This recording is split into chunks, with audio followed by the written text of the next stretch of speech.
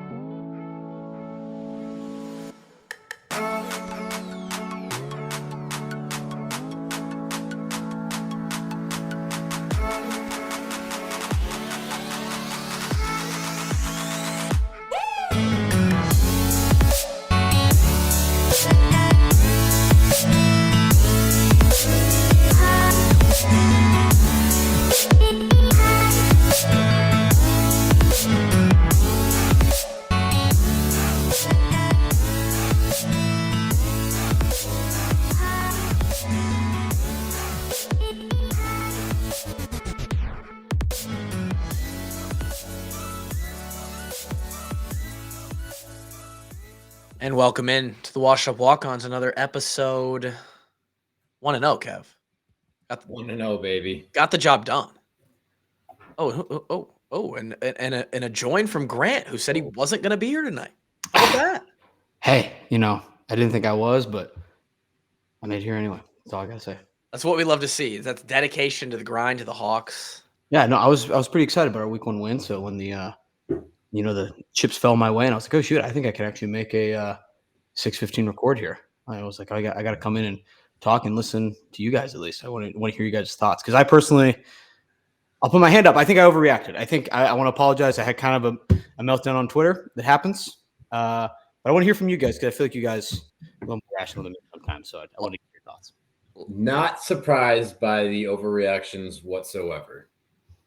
I'm human. It happens, right? I'll admit it. You're human. You're from a fan base that's been thirsting for quarterback play for quite a while now. And I mean, you as well, though, right? I mean, since you've graduated, you've wanted a little bit of a. Whoa. We were on Nate Stanley train there for the time that he was there. We were Nate Stanley backers big time. I'm saying when did you guys graduate? What, 19, 18? 17. Old as shit, Grant. Hold on. Wait. You guys weren't on the 18 team? Are we sure? The podcast started in 18. Last time I checked, yeah. Okay, all right. I'm sorry. I didn't know. I understand the overreactions. It's a good way to put it, Kev. Gary, it's okay if you overreacted. That's your role here. That is your lane on this podcast. We need you to overreact so that Kevin and I can overcorrect. Just to crash out as much as possible over nothing. Me and Kevin recorrect. We're steering the other way so that the car stays on the road. A lot of people on Twitter, on the socials, reaching out. Hey, excited to see how you're going to talk us off the ledge on this one. Need you to rationalize this. Talk some sense into the fan base, Kevin. Here we are once again, year 8 of doing so, and we will tonight. We'll get into the recap of the Albany game. I first want to touch on and thank a ton of people for coming out this weekend. Kevin, yourself included, made an appearance at the Fry Fest booth, and what a time, what a day. It was a long day. The boys woke up at 4:30 here in Waukee, made the trek over and set up the extravagant 10x10 booth that we had over in Coralville. Broke that thing down at 8 o'clock, 8:30. Grabbed some McDonald's out in Coralville. Made it back to old west side of Des Moines by 10:30. Long day. And we saw a lot of Hawkeye fans, a lot of the Walkon Army. It blows my mind that so many of you continue to support us. And at this point, the amount of stories and ongoing conversations that we pick up on. I've seen you once or twice a year for the last 6 or 7 years when we do a live event, and then I see you again. It's like now there's a book being written. There's just a bunch of, every year there's a new chapter. To the point where, Kev, I'm starting to wreck some of these fans that listeners of the show we saw pre-COVID, and now I'm seeing them again. And I'm a completely different person. You're a completely different person. These people are coming back with kids that they didn't have when they first started listening to the podcast. Things have changed in their life. They're all growing up together. It's crazy. It's one big family, just, one big podcast family. And it is weird because you sit there and you realize these people have listened to us talk for hours and hours and hours, Days. like days. I'll say days would be a quicker increment. No. Yeah, absolutely. The amount What of people. episode number is this? 624 numbered episode 624, but I think I have the official Roughly number. a month's worth of podcasts. Yeah, I think it's the actual number if you include like the taglines, the DHTs, the episodes with Lima, the iColt press review shows. The walk-ons have put out somewhere at like close to 900, I believe. So, and I don't have an official number, but it's great. I mean, these people, and there's tons of people coming up with me. Oh, and look at that. David Eichel hung out with me. Yeah. David Eichel was there at Fry Fest the other day. We love that. Man. The amount of people who are just like, dude, I've listened to all the episodes. I'm going back and starting over. I'm like, why? Why are you doing that? Binge watching it like it's like they're going back and watching Seinfeld or something. They're just going through the tapes. And so it's just amazing, the support. Tons of people, and this was sort of the main idea of why we got a booth at Fry Fest this year. Just get the brand and the podcast out there. Tons of people in the demographic that come to Fry Fest don't even know who we are. They're like, hey, I've heard of you guys. And we're like, yeah, what'd you hear? Is it good or bad? Had a really good things. Probably somewhere in the middle. Had a really fun interaction with freshman. I believe he's a freshman tight end on the team, Meyer. His name Thomas Meyer. Give me a check on that. That name sounds familiar. I see a man approach the booth who looks like he should be guarding the wall from White Walkers. He should be up north. His forearms had forearms. This man is a Viking, a modern day warrior, scruffy, just gritty. He steps up and he goes, "You guys are interesting." And I said, okay. "I appreciate you, sir." That may be the first fully truthful thing that someone said to me today. There you go. This guy's dad, 6'4", and his dad, let me tell you, a whole lot bigger than that. And I said, "Oh my God." He says, "I'm Thomas Meyer's dad." And I said, "Well, your son is an absolute stud." And number 1 ranked in Iowa in this latest class, number 9 tight end in the country, 143rd overall ranked recruit. That's a big time 4-star, 94 prospect on 247 Sports. Hey, shout out the great city of Clear Lake, Iowa, too, by the way. Clear Lake, baby. And he said, "You guys are interesting." And I said, "I appreciate that. You're right. We are." And he said, "He's not even that big for our family." And I said, "How tall is he?" He said, he's about 6'4", 6'4.5". I said, "Yeah, that would suck to be 6'4", wouldn't it?" This man was 6'6", 6'7", probably still had a rep or two in him. I was scared. Promise you, he should have been he was born in the north, and he should have been up there guarding the wall. The crazy thing now, like you're saying, looking back, we started this podcast in 2018, is that the freshmen on the team now were like 10 and 11 years old when we started. 100. Yep. Didn't even know if they wanted to play football in college. Maybe some of them may not have even started football yet. Prepubescent. Yeah, that's very possible. Someone maybe never played football yet. I mean, it's crazy. So again, thank you everybody. Right at the end, and Mark Gronowski is going to be a huge topic tonight. I'm sure we'll get there. Right at the end, I got a guy that comes up, and it's a long day, right? You're shaking hands. He comes up and he goes, "Hey, wanted to let you know, my name is Ray Gronowski. Good to meet you. I don't miss an episode." I said, "Sir, what are you doing listening to us?" And he said, "Hey, earlier in the spring, I needed somebody to listen to figure out all the stuff about Hawkeye football, and you guys are the first ones that popped up, and now we tune in all the time." And his family's standing there, Mark's brother, sister, mom, and I'm sitting there. I'm looking at my brothers like, what? Why is the quarterback's dad, who just transferred it, why are they wasting their time on us? And so all these really, really cool things that happened this weekend. Man, it was a good time. We got to sell a little merch as well, but that wasn't the point. It was to get the brand in front of more eyes and interact with the people who have been so loyal to us. And we appreciate that. Thanks for coming out. Kevin did stop by for a quick bit. Then you had to go off and do some other important things. Went to Chicago this weekend. Did a little triathlon. Just posted the recap of that on your Instagram. Triathlon was last week. I just got around. Oh, was it? This week. Oh, you posted it this weekend. Yep. Okay, well, let's talk about the triathlon a little bit anyway. Yeah, sure. Let's get into it. Someone up here was like, "Hey, congrats to Kevin on the triathlon." I think they saw the same post. How'd that go? Good. I was pretty satisfied with all my times. Good. Didn't get the training volume I wanted to this year. Just too busy with work to really dial it in. But overall, pretty satisfied with the performance. Good. Love that. No cramping, no pop tire, no nothing. No pop tire. So we finished the bike this year. So that was big. That was big. So we can actually say that we completed an entire Olympic triathlon. No, there's definitely cramping. There's like about a mile into the run, my legs are like just wanting to lock up every single stride. But yeah, how long's the run again? Is it a marathon or I think it's 6, right? 6. We're not talking Ironmans. Is that Ironman? Is the marathon? Yeah. I don't know. Yeah. No, we're not that crazy yet. It's a 10K. It's a 10K, so 6.2 mile finish. Good. What is an Olympic time on that? That's like the guys in the Olympics. Yeah. Let me take a guess. What's the swim?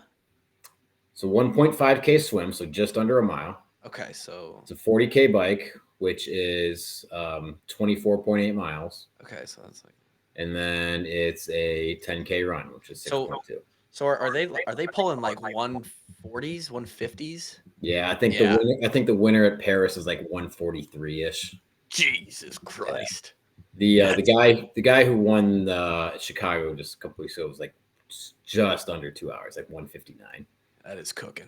That's absolutely cooking. Good. Probably had good weather for it. You're also going to get a couple extra minutes off your time in the Olympics because your transition times are going to be a lot quicker. You'd have a bigger area. You're not mobbed with 10,000 other people, and you don't have that as long of a run. So after you finish the swim, it's actually like a half-mile run until you start the bike. Oof. For Chicago. Versus the Olympics, you get out of the water and they can get out. I say the bikes they're still soaking wet by the time they're on the bike there. Yeah, oh yeah, for sure. Stripping off the wetsuit. Oh yeah, Ben. Yeah. Ben. So congrats to Kev on that. Olympic record's 145, by the way, in case anyone's curious. Nice. 145.04. It's fast. 2020 Olympics. I'm sure you could have used a platter of chicken lips. After that. Oh, I needed some calories. What if Pete and Kim would have just been sitting at the finish line with a plate of pizza or lips? That would have been money. That I mean, they could have sold them for $20 a piece, man. And you would have bought them. Right? You're hurting for calories at the end. And the Olympic distance is short enough where you're not like super concerned about in-race nutrition as much. I probably consumed about. Really? You still did, huh? Wow. Yeah. The longer it gets. I'm a big man for that type of sport. Oh, man. Yeah. The elite. I'm like 50 pounds bigger than I was going to say. The elite guys are like 165, 170. Yeah. And the power they. So I need the calories and I need the electrolytes. And the power they put out on the bike is still absurd. Oh yeah, it's insane. But yeah, it would have been nice to have Gray's Gourmet to go. Just could have put it in order, shipped it to Chicago, gotten Kevin some cows after that, replenished them muscles. Pete gave me a text over the weekend. He's like, "Hey, I think he saw that we were at Fry Fest. He's like, you in town for the game today?" And I was like, "No, I'm not. We went home. I'll be there for the Indiana game though." He's like, "We got to get you in to try this sourdough pizza." And I said, "Brother, I'm there. And then I got a text from Kevin that said he's been updated to probable maybe for the Indiana game. So we might have to dabble with some Grays that day. I know there's a possibility that game doesn't even kick until 2:30. So sounds like it. So if you guys need a little pizza, some lips, you guys need a new experience in the Iowa City area. You're like, what are we gonna do for dinner tonight? Everybody's asking that question every single night. You're looking at each other. You're going, what are we doing tonight? And you just like, well, let's order something. Make it Grays, baby. You're not gonna regret it. I've never heard somebody say, "Yeah, we went with Grays and we were just disappointed." No, it's never been said. Can't say I've ever heard that in my life. No. So, so here we are. We're recapping the Albany game. Thanks for everybody who's joining the live. These are fun. We are 1-0. And when I say we, I mean the Iowa Hawkeyes. We're not shit. Yeah, I mean, we are also kind of 1-0. We want to know as a podcast. If we started off on 1, the podcast might have dissolved. It's true, and it was that we were on our way. Kev, did you watch this on replay yesterday? Catch it up on the. I watched it this morning. What are our thoughts on a rewatch? First time consuming the game, probably consumed it at a pace that was a little quicker than it actually went down. What are you thinking about the Iowa Hawkeyes after 1 week? The first thing that came to my mind is, the saying, you never want to turn a win into a loss and a loss into a win, right? You never want to do that mental gymnastics that, yay, we won the game, but this, and then the sky is still falling down, right? So, I'm checking the scores last night, and, I see 7-3. I'm like, what the fuck? You and everybody else. I see the text in the group chat. I'm like, this must look awful, and we are in big, big trouble. And then, I wake up, I breeze through the game, and it's like, yeah, I mean, there's some stuff to clean up. It's game 1, but overall, like this team's got potential to be a pretty damn good. I think, and I think we should hit on that too, because when you watch it at a different pace, and it would be interesting if you knew they won 34-7 before you watched it, like you did, because the stuff that really sticks with people is like the extremes, right? And so when we're down 7-3 early in the second quarter, that's what people remember, that feeling, those thoughts of what's going on here, what's going on there. So we played poorly to start the ball game in week 1, and we won 34-7. Sounds like did anybody in the second half, or even at halftime when we were up 17-7, did anybody ever feel like that game was in doubt? No, right? Like, it was Albany. We get it. But you have to consume the product as a whole, right? You can't just get that first taste and then be like, well, I don't care if it's like if that first taste of Graves was like, oh, it was all breading. These chicken lips are horrible. Oh, I mean, hey, that. I've never had a bite that was all bread. True. Graves doesn't miss, right? But then you eat the rest of the chicken lip, and the whole thing is just loaded with delicious chicken, and you're like, I don't care though. That first bite was awful. That's not how it goes. You got to judge the product as a whole, and it's a 34-7 win. We're 1 score off of basically hitting the exact line of both over/under and being right there at the over/under and the spread. And so, which a lot of, I mean, it's not even just that. It's, if you look at the drives, they had a solid first drive, comes to a halt, they kick a field goal, and then it's 2 punts on a couple ugly looking drives, but after that it goes touchdown, end of half, touchdown, field goal, touchdown. And then I'm more than fine with that sequence. I'll take that. I'm more than okay with that. Over 300 yards of rushing. The rushing.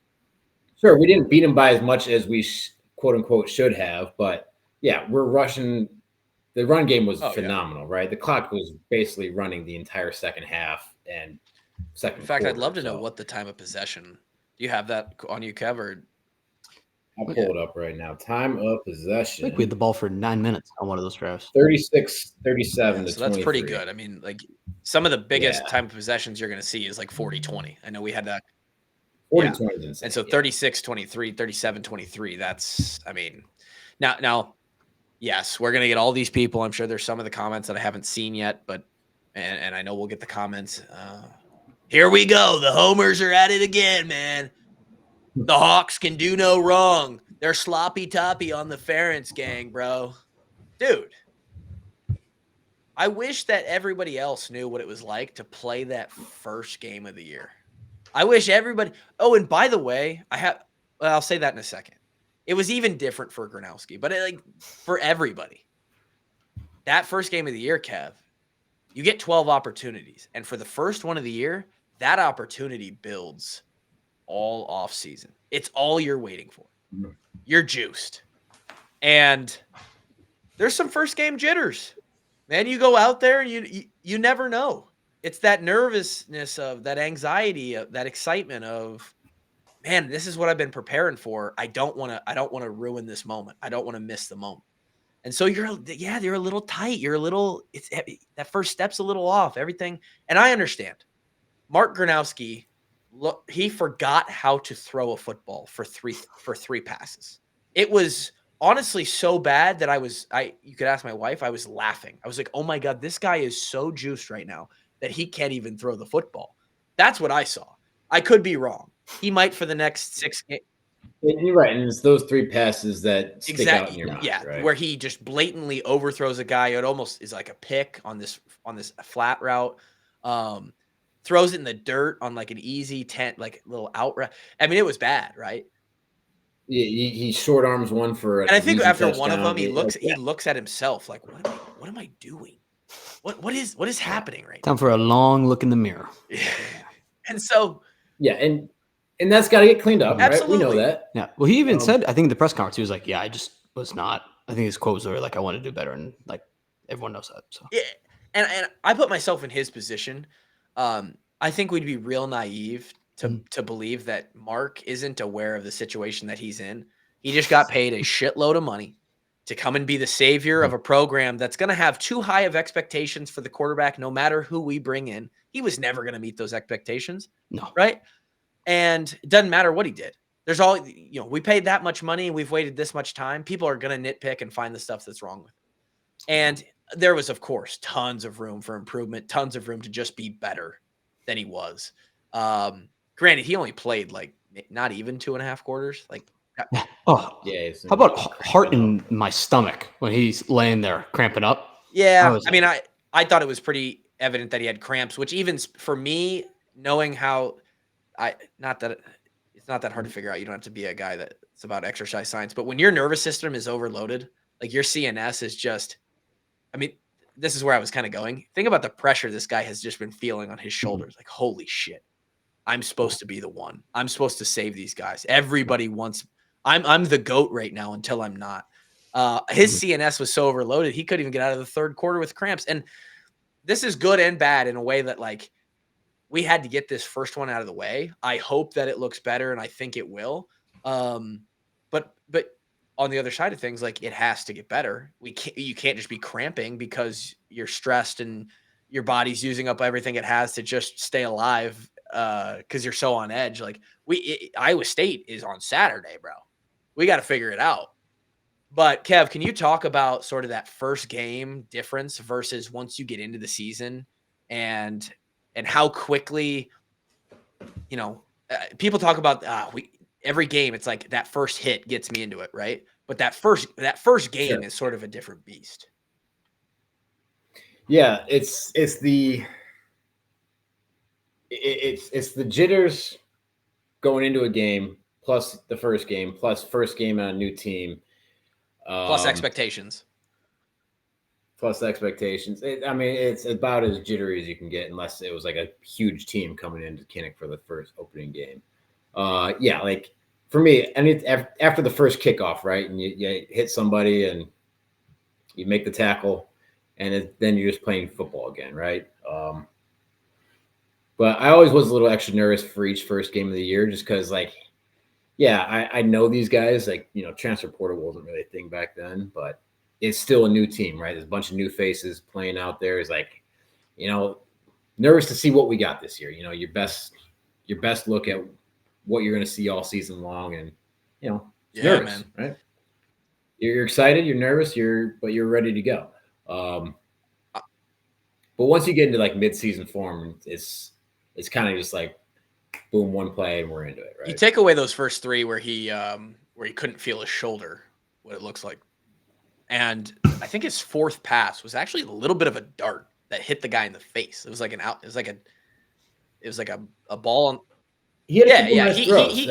Everyone wants to talk about those first 3, but there were some throws in there where the one that sticks out to my mind is like the 3rd and 10, like on the 15-yard line going in, and makes a nice like a great throw. Gil makes a good move and runs a good route and gets open, and we convert it on 3rd and 10 and score a touchdown. I think like 2 plays. A lot of good out of Mark's feet too. Oh yeah.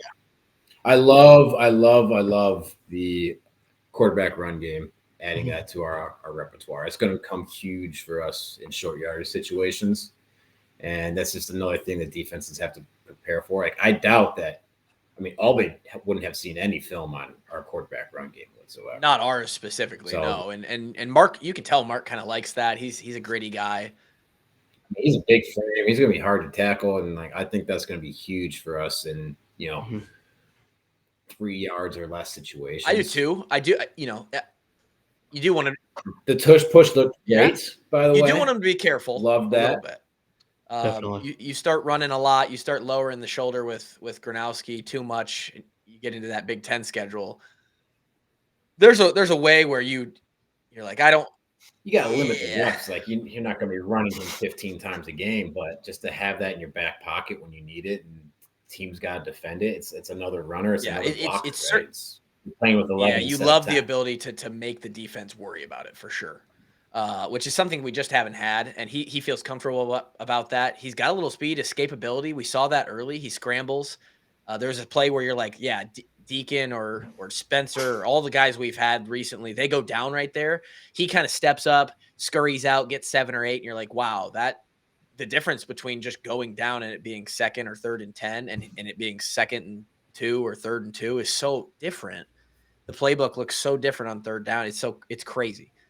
B. Ross checking in. B. Ross, I think I met your aunt this weekend. Said that, and they got a, I think they're like, we talked about how you're the greatest thing ever. Brady says, Ward, your triathlon performance was absurd and you're absolutely stacked. Let's fucking go.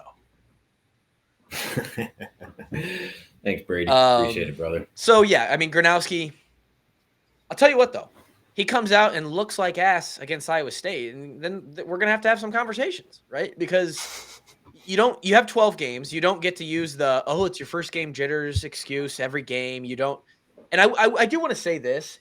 Not that I've scouted Mark Gronowski, but from what I've heard of people who pay attention to the more technical things, Mark Gronowski is he's not like your perfect form pot. Like he's not going to look the best doing it. He's a little bit more of a, when it comes to technique and form, he's a little more rough around the edges, but he gets it done. He's a gamer.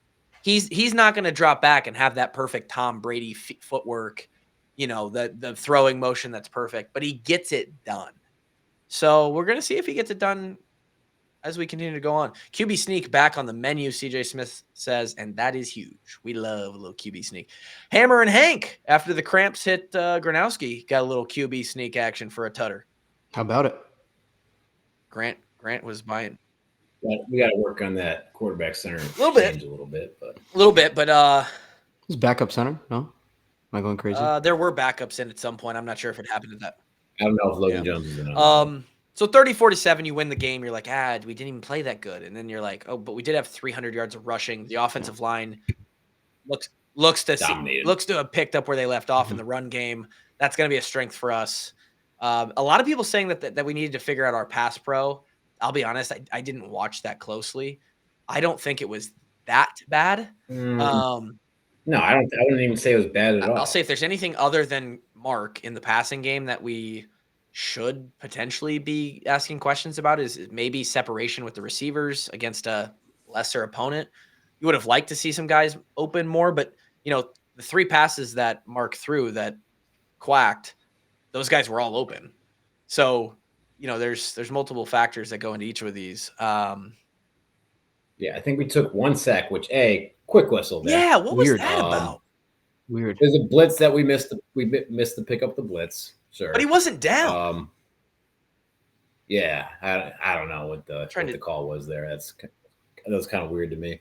And then the times where he kind of got rushed out of the pocket, he had time and just couldn't find a receiver. So running back, I mean, we have a stable. Really tough to see Moulton go down, and God, you hope he's back because you're never, you always want everybody healthy. But I feel good. Holy smokes, brother! My goodness, what a debut! Dog. Yeah. Dude. They posted a stat. He's the first Iowa freshman to go over 100 in his debut since 2000 and I don't even know. I when. believe ever, honestly. Yeah, so. maybe ever. Looked incredible. He's running hard. He's hitting holes fast. And then, oh, by the way, behind him we have Terrell Washington, who's an athlete, great with the ball in his hands, and Jazz Patterson, who is maybe the most seasoned of all of them at this point. Human battering ram, Jazz Patterson. And Jazz looks like he lost a couple pounds in a good way and maybe put him back on in a good way. He's in fighting shape right now. Jazz looks incredible. So, I mean, our running back room is a strength right now. You might not have that top end guy, but that's nothing to worry about. Again, receivers, who knows? We threw 14 passes and everybody caught about one ball, basically. Really feel good about our tight ends. I think, our first 8 completions were to 8 different targets. Yeah. Did I see that? Yeah. That's great. Yeah. Everybody gets one, right? Hey, sharing the love out there, right? One catch, everybody knows the rules. So we'll see. Offensively, Kevin, I want to get your thoughts on the defense. Yeah, all in all, could have been better, but I'm a little bit overly critical of our defense at times. Secondary looked pretty solid. I mean, they made a couple good catches, a couple good plays on that drive. I think TJ Hall got caught with his eyes in the backfield on one long smash route. So the inside receiver is running a corner route, or it might have been even a guy coming from across the field. But he's supposed to sink in cover 2 and get back on that. His eyes were caught in the backfield, and they caught us for a chunk play there. But overall, like, no blown coverages. The big plays, they just made plays. Made a couple good catches, like you said. There's a couple. I mean, yeah. I want to give Albany credit. Tight coverage in the mid play, right? I'll give Albany credit. Their quarterback, the couple of their receivers, a couple guys on their defense. They are flying around, man. They're not. Their QB was putting on a clinic at times. I'm not so sure that team is as bad as people maybe think they might be. That's my opinion. We'll see. Yeah, I think they were. D-line play felt pretty solid in the run game. Would have liked to see more pressure in the pass game, honestly.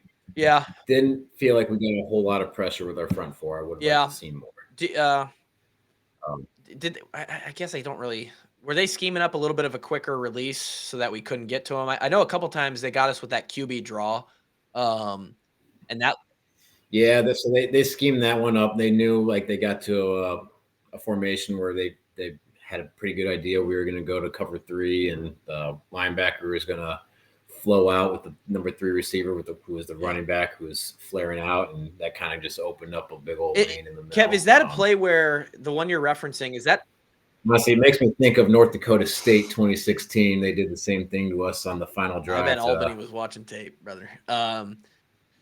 Is that a play where they motion that back out, and it's a choice of he's watching the middle linebacker, and if he runs with him, it's immediate. He's pulling it down, and if he doesn't run with him, he's tossing it out to the flat.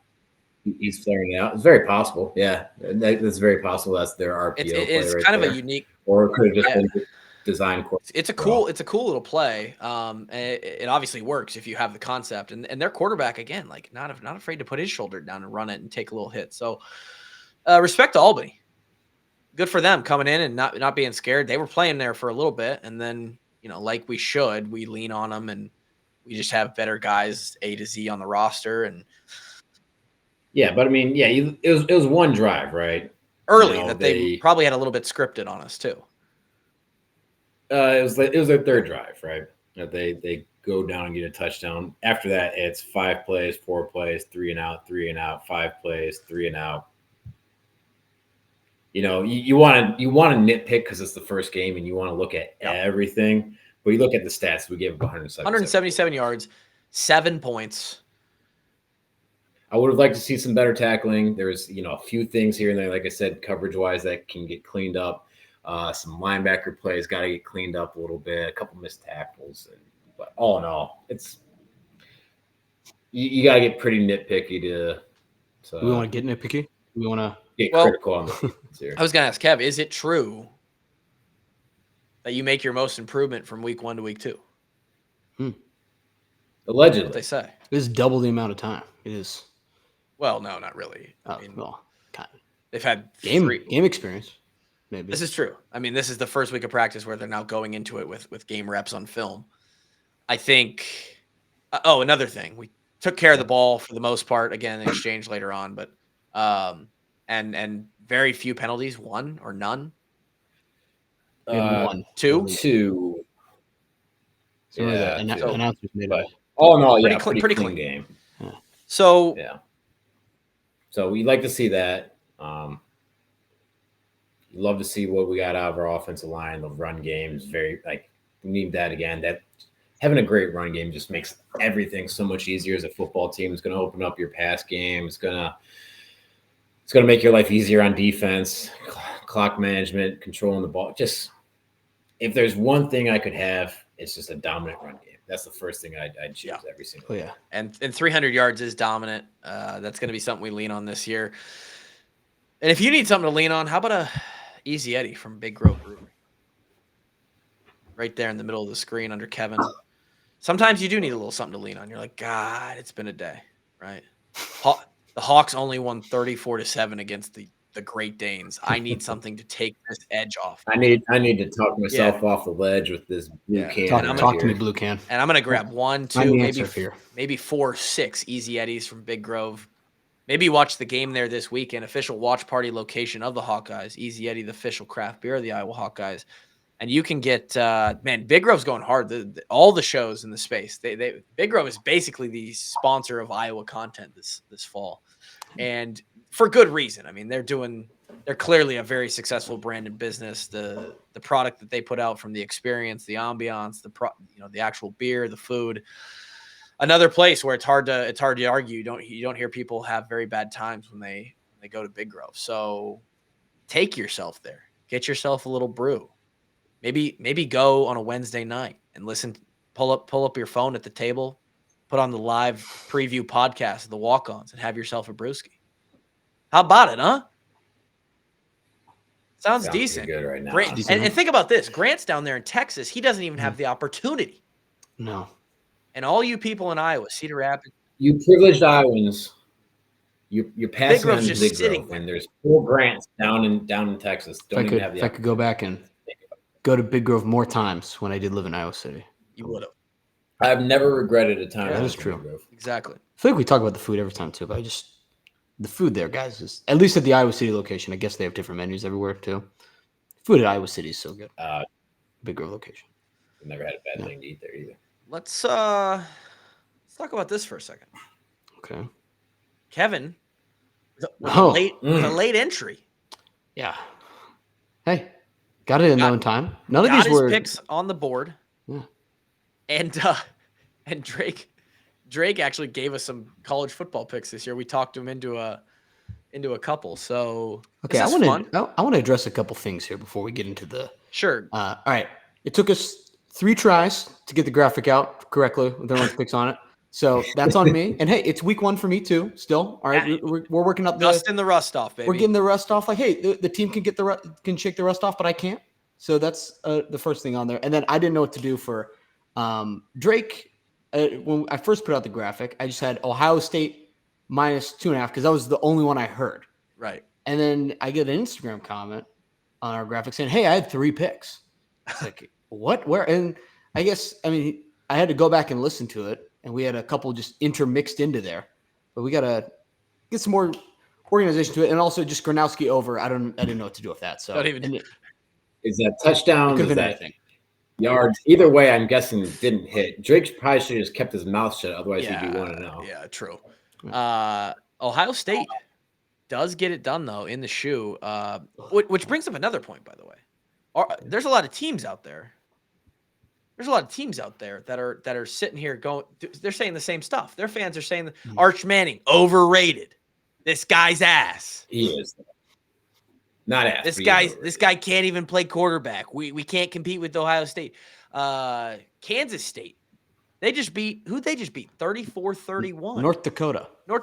They're going down to the wire with an FCS team. They're the big bad guy that Iowa State took down in week 1.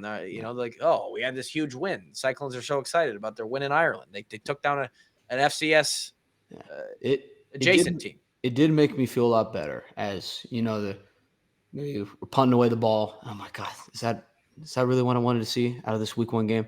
And I look around at the scoreboards and every other TV on, and I'm like, you know who else doesn't look amazing right now? Every other team that is playing a football game today doesn't look super great. All right, there's a lot of stinkers going on out there. Yeah, the unbeatable, unbreakable Alabama Crimson Tide starting 0-1 against an FSU team that was essentially D3 last year. Hey, how great was that though? I mean, they're calling for DeBoer's head. DeBoer. That guy better be careful in Tuscaloosa. Yeah, he might wake up with a. What did he win 9 games last year? Yeah. He probably has 1 more year. He's allowed to do that. Otherwise, he might wake up with a horse head, a la Godfather. It's bad. And I get that reference now. My goodness. Oh, you finally watched it, huh? Just working on the review. The review's still coming, pending. Starting month 9 tomorrow on our review. On our waiting for the review. Speaking of, how were the pork tornadoes?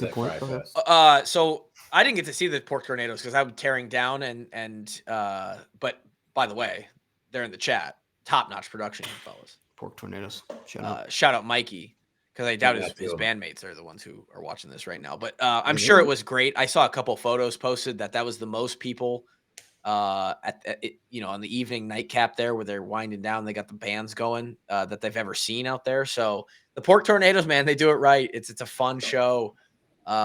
These guys are feeling it when they go on stage, and it's fun.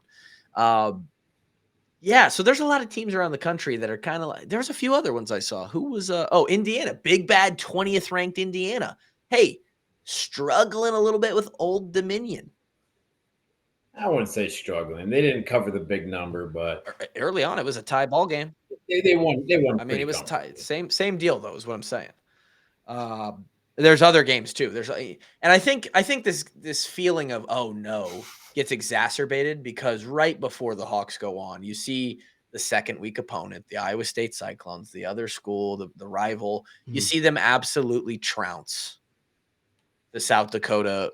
Oh God, what are they? South Dakota, the Coyotes, the Yotes. They got cool helmets. Yeah.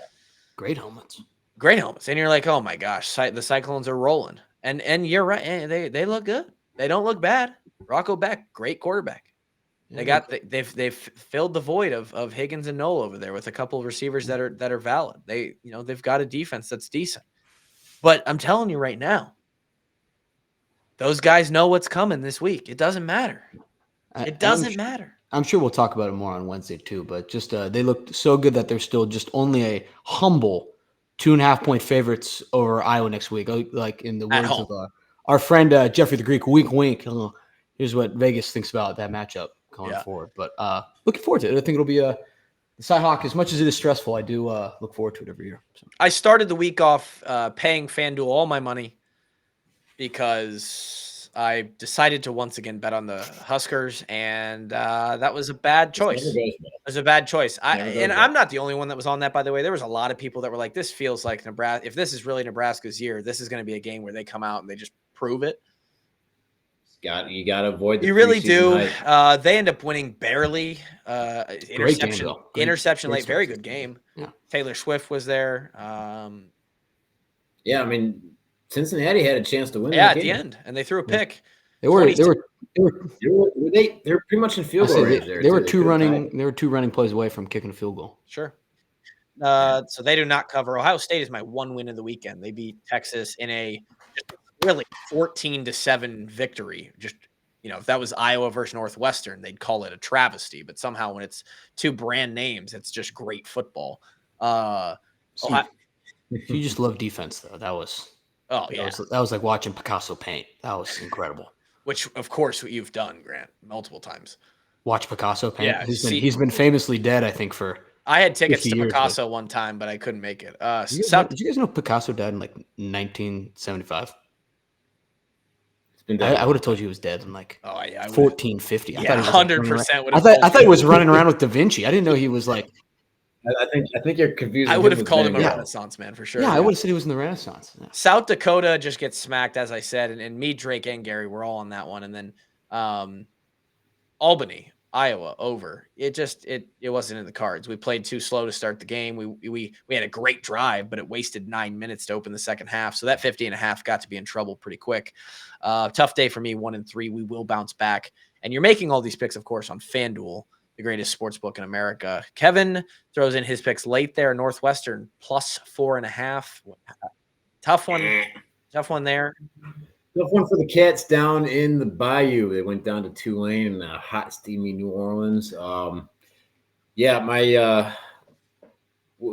were a lot of new faces on both offenses down there, so I'm figuring a low-scoring game. That's why I had the under on there. And I think in a low-scoring game, that Northwestern game 4.5 would have been good for them. They lose 23-3. They got nothing going on offense. They threw 4 picks, I think, Yikes. too. I think 2 of them turned into touchdowns for Tulane. A playoff contender now, yeah. Tulane, though. They look strong. Playoff contender. I mean, that's a solid program. I'm not knocking Tulane at all, but the Cats did not look top 5 logo too. Oh, how about that? The Green Wave Green is a Wave? top 5 logo. Yeah. So yeah, go 1-1 in that game, and then had the Texas Ohio State under. Yeah, I was bearish on Arch Manning because I didn't think he looked all that great in his appearances last year. And they're hyping him up to be the Heisman. I think it's just the name. It's the Texas brand. Didn't see a whole lot of stuff there. So, yeah, not even close to hitting that over. So we cashed on that one. And then I had Georgia minus 38.5 versus Marshall. They win 45. The hook got him. The hook on a 38.5 number. Like, you get worried about the 7.5, the 6.5, the 3.5. You don't care about the half on the 38. The margin there is like it's not going to matter. And it freaking got me. Yeah, Marshall scores a touchdown like halfway through the fourth quarter. Georgia throws their backups in, and that's the final score. Do you like the instant replay they went to in that game, or the ref review, and he was just watching a video of himself? He just you could see his little screen in there, and he's just looking at himself. It's like, oh yeah, that's good. No wonder these take 45 minutes. So we start off. Yeah, that's funny. Yeah, we start off the year 2-2.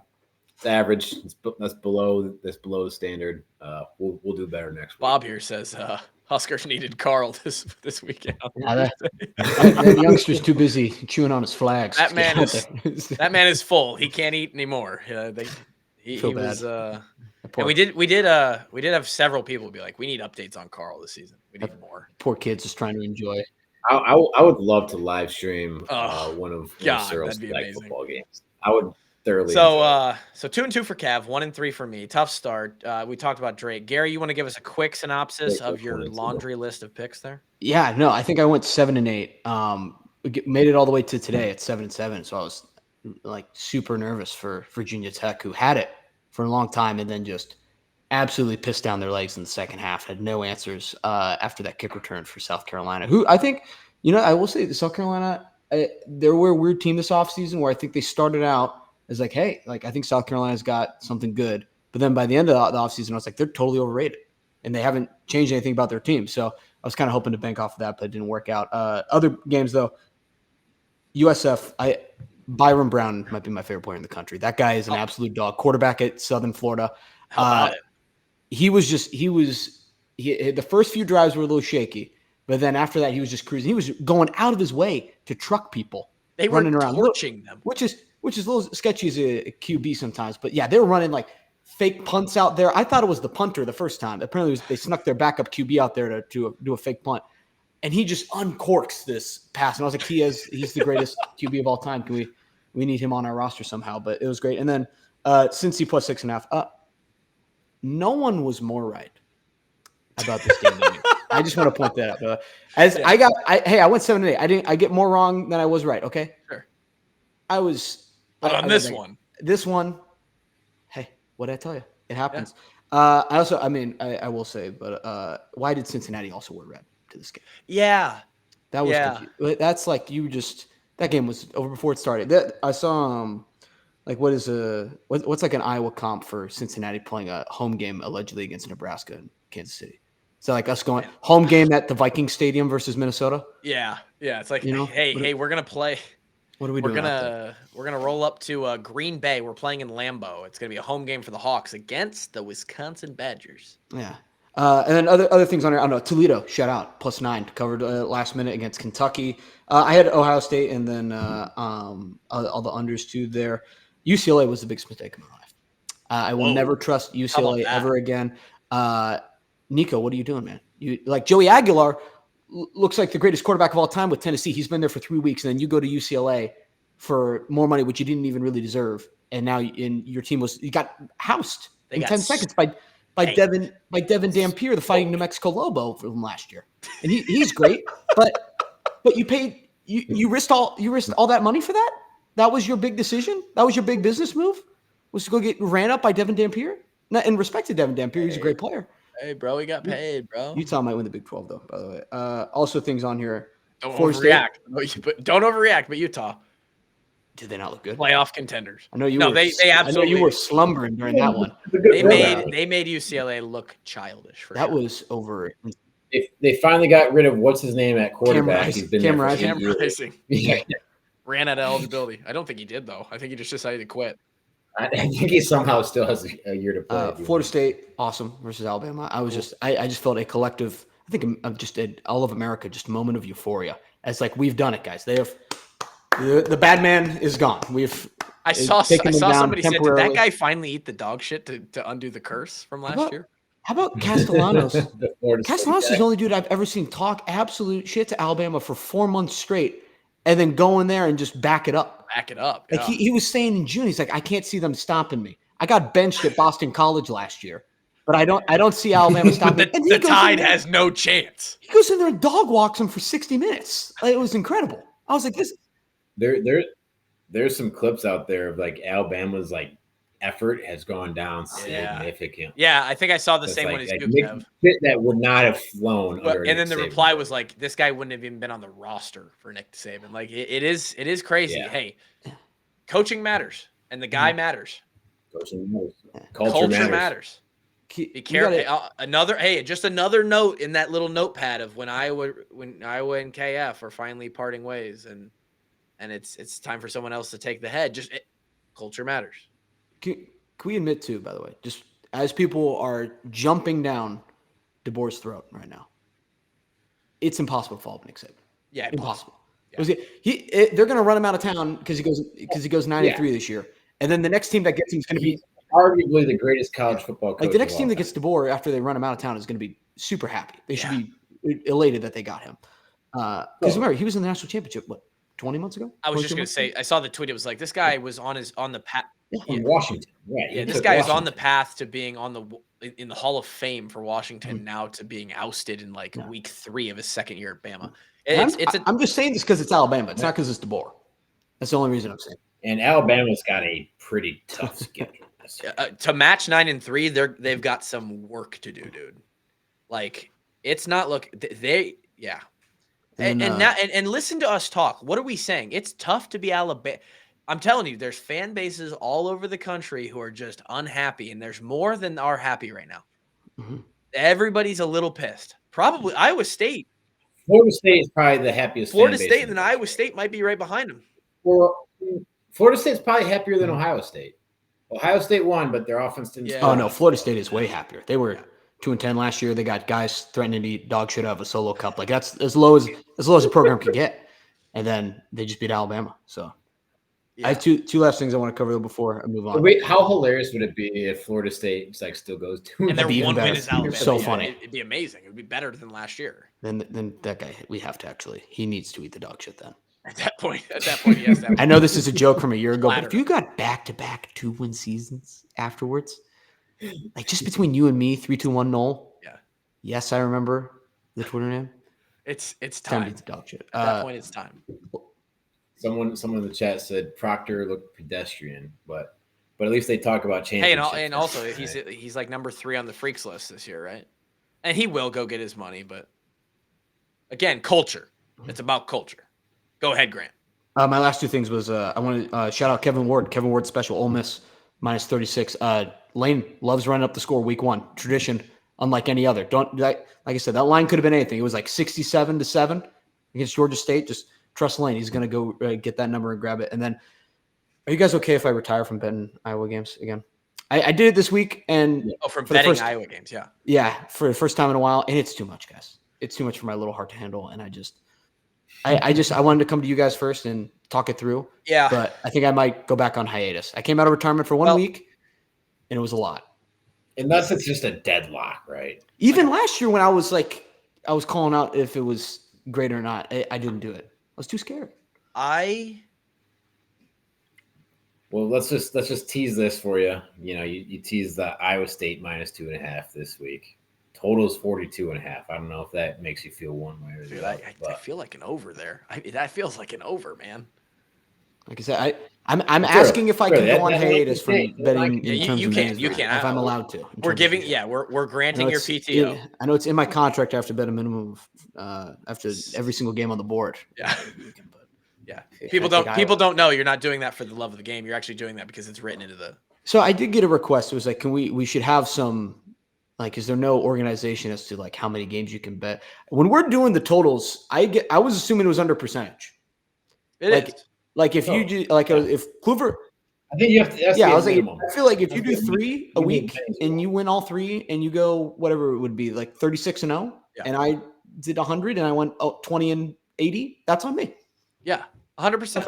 Okay, 100%. Yeah, and we're fully okay with you making that graphic to where you have to put on a microscope to see everything that you picked that weekend. Yeah. I'm fine with that.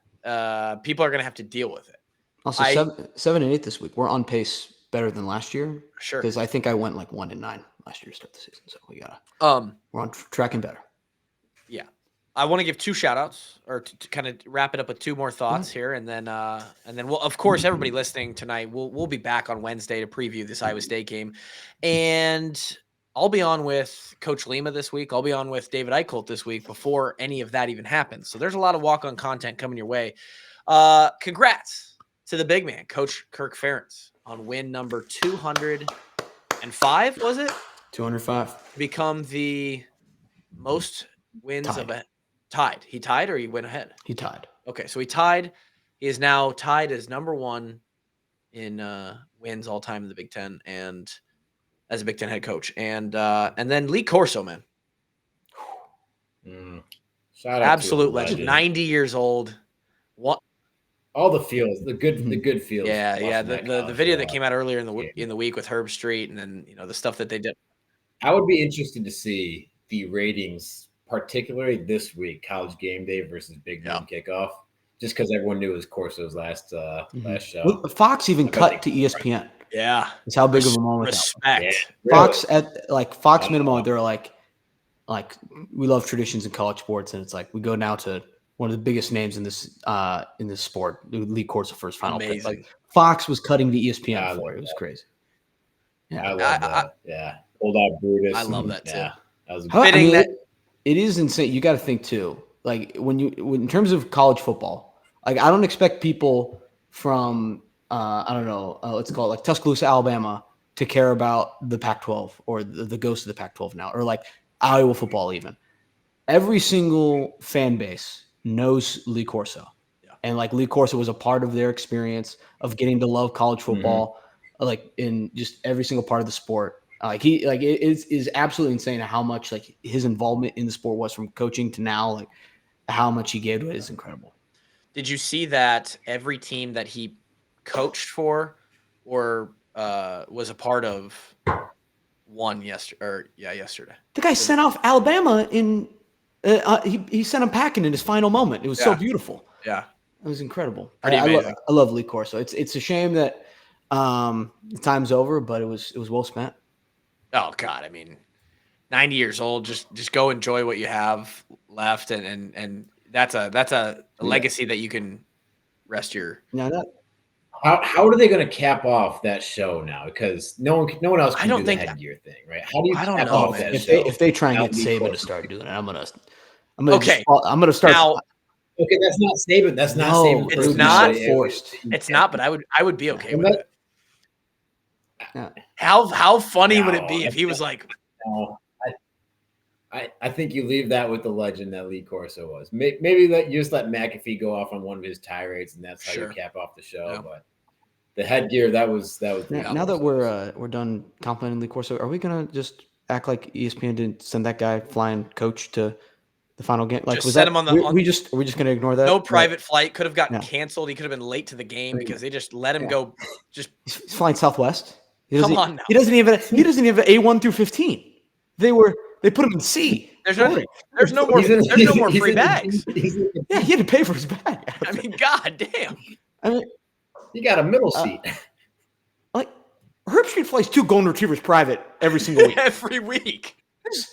And those good boys deserve it, though. Okay, I don't want you putting their name. I'm not dissing the golden retrievers. I'm just saying this is coach's last moment. They sent him. They sent him flying in there. ESPN's going to replace Corso with the Kulik corner.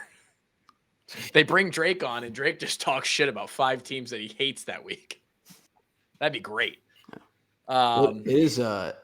Fox 2 has leaned just fully into making it a Michigan Ohio State show. Oh, yeah. With they're just like, how can we get Urban Meyer as close to strangling Dave Portnoy as possible? Yeah, unbelievable.